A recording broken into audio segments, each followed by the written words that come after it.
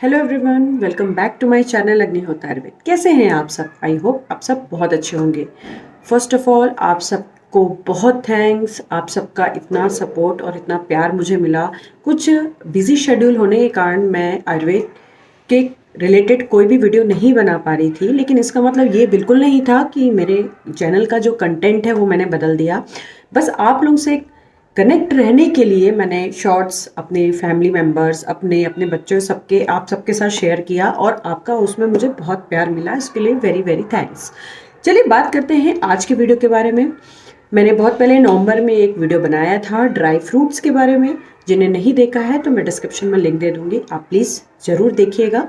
तो मैंने बोला था कि एक एक ड्राई फ्रूट्स के बारे में मैं बताऊंगी कि उसका आयुर्वेद कंसेप्ट क्या है, हम उसको कैसे लें कि वो हमारी बॉडी पे कोई हार्मफुल इफेक्ट ना डाले और सिर्फ हमको बेनिफिट पहुंचाए। तो आज उसी सीरीज़ को हम शुरू करते हैं और आज एक ड्राई फ्रूट के बारे में हम चर्चा आगे करेंगे। तो चलिए टाइम वेस्ट नहीं करते और अपने वीडियो को स्टार्ट करते हैं। और प्लीज़ अगर आप चाहते हैं कि आपको पूरा डिटेल इस ड्राई फ्रूट के बारे में पता चले तो मेरी वीडियो को एंड तक ज़रूर देखिएगा। Keep watching. आज जिस ड्राई फ्रूट के बारे में मैं आपसे बात करूंगी वो है बादाम, आलमंड, जो हर घर में है। बहुत सारे ऐसे ड्राई फ्रूट्स होते हैं जो हमारे घर में शायद नहीं अवेलेबल होते, लेकिन बादाम एक ऐसा ड्राई फ्रूट है जो हमेशा हमारे घर में अवेलेबल होता है। तो बात करते हैं इसके बेनिफिट्स की। पहला, इसमें एसेंशियल ऑयल और विटामिन ई पाया जाता है, तो ये हमारी स्किन और हमारे हेयर्स के लिए बहुत बेनिफिशियल होता है। ये कोलेस्ट्रॉल को कम करता है, तो हमारे हार्ट्स के लिए भी बहुत बेनिफिशियल होता है। ब्लड शुगर को कंट्रोल करता है।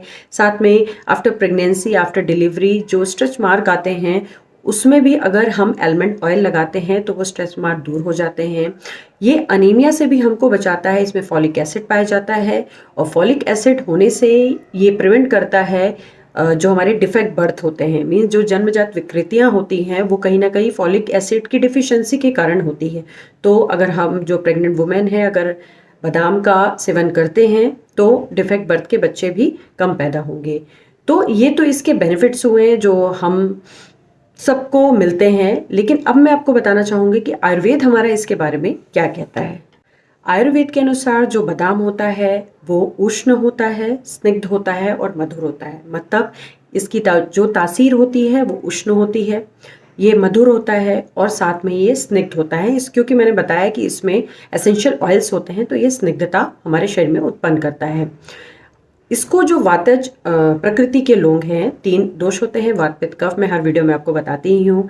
और प्रकृतियाँ भी होती हैं। तो जो वातज प्रकृति मतलब जो लीन एंड थिन है, शरीर में बहुत रुक्षता होती है, उन ऐसे प्रकृति के व्यक्तियों के लिए ये बहुत बेनिफिशियल होता है। उन्हें कोई रिस्ट्रिक्शन नहीं होता कि हमें कम बादाम खाना है या हमें इतना ही खाना है इतने समय। वातज प्रकृति के लोग इसको बहुत आसानी से ले सकते हैं।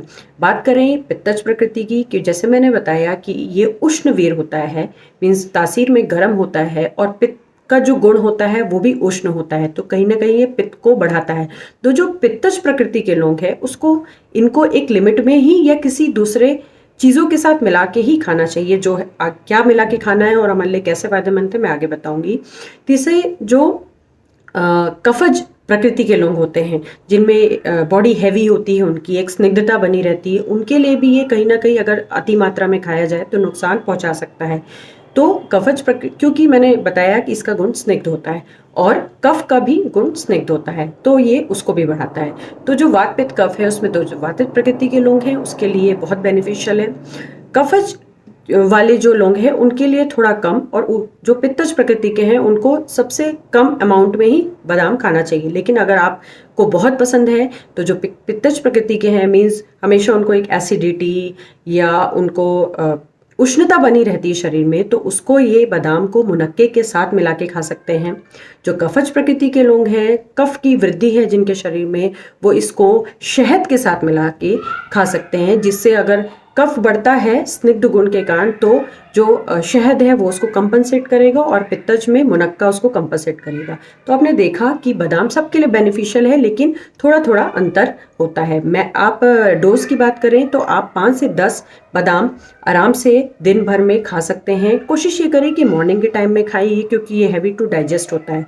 तो और जो आखिरी बात, मोस्टली लोग करते ही हैं लेकिन मैं बताना चाहूँगी कि इसको पानी में 3 to 4 आवर्स सोक करके या ओवर ओवरनाइट सोक करके और इसका छिलका उतार के ही आप खाइए, इसलिए क्योंकि इसके छिलके में एक फैटिक एसिड पाया जाता है जो कि हमारे शरीर में एक बर्निंग सेंसेशन उत्पन्न करता है। तो इससे बचने के लिए इसको पानी में फुला के और छिलके खाइए तो ये फ़ायदेमंद होगा। और अगर आप फुला के खाएंगे तो कहीं ना कहीं ये जो हैवी टू डाइजेस्ट है वो भी इसमें कम होगा। तो आपने देखा एक छोटा सा बादाम अगर सही तरीके से खाया जाए तो हमारे शरीर के लिए कितना फ़ायदा करेगा। आई होप मेरा ये वीडियो आपको अच्छा लगा हो, आपके लिए बेनिफिशियल हो, और आगे मैं ऐसे वीडियो बनाती रहूँगी। और आपको मेरे जो मैं छोटे छोटे व्लॉग्स बनाती हूँ आप उसको भी बहुत पसंद करते हैं, वो भी मैं करती रहूँगी। तो ऐसे ही मेरे चैनल को देखिए, और अगर अभी भी आप मेरे चैनल में नए हैं तो प्लीज़ मेरे चैनल को सब्सक्राइब करिए। Thank you and take care.